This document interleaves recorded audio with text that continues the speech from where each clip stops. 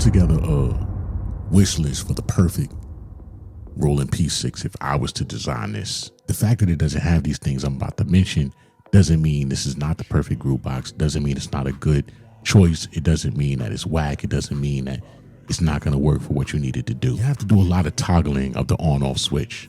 It's not a bad thing. It's not necessarily a good thing. And the way that they designed the switch is not the best. They made it like a the click switch where you click it on and click it off. So the first thing is they should have added the spring button where you can push it in to turn it on and push it in to turn it off. With the spring, I think that would have been able to handle a lot more than the switching on and off.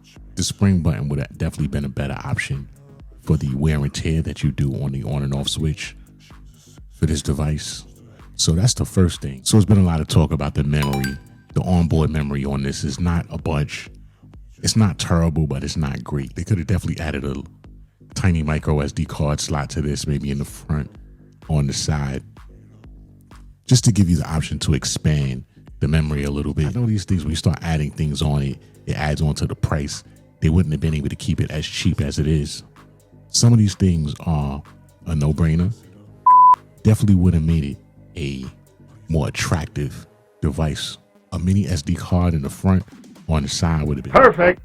The encoder here, it's not an infinity encoder where you just keep turning and it just keeps going and going and going.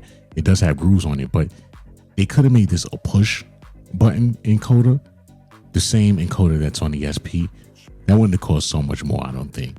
So they could have made this a push encoder where you can make the selections here rather than pressing the C# key or the enter key down here.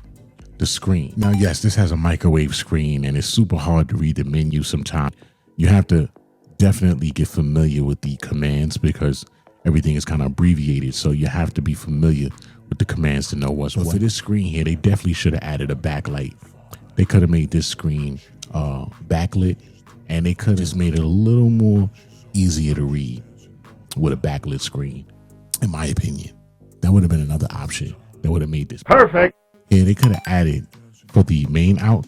They should have made that maybe a 1/4 inch right and left main out instead of the 3.5 millimeter. I've already mentioned that the sound on this is really good, but to have a 3.5 millimeter and a tiny groove box like this, that's actually really good. This P6 is really good.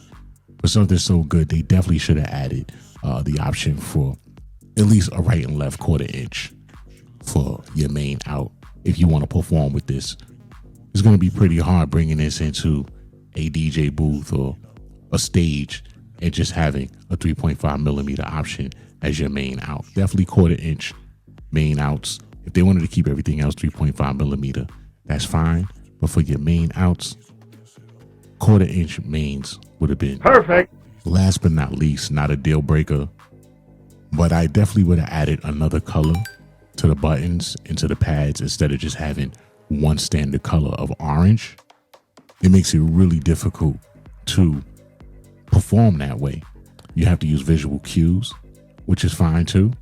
But if you had the color-coded pads, and it don't have to be a lot of colors like the SP, it could have just been one other color, maybe white pads for the other option instead of all orange. Could have added some backlit white pads for the 6 pads here, or maybe for the steps. Maybe some of the command buttons up here could have had a different color. It's just a little strange sometimes, everything being orange. Just kind of makes it one-dimensional. It doesn't take away from the device, but it definitely doesn't add to it, if that makes any sense. You already know I do like this. As I use this more and more, I'm really enjoying this. And I also find it pretty simple to use as you get used to it.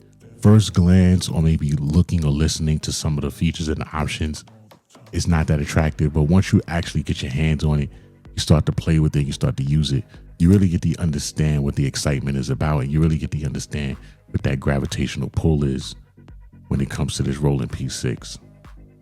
Really good device. We could have just added those 6 things. This thing would have been perfect, in my opinion. But I'm gonna get on out of here, guys. That's gonna be it for this one. Thanks for watching. Keep doing what you're doing. I'm gonna catch you guys in the next video. Take care.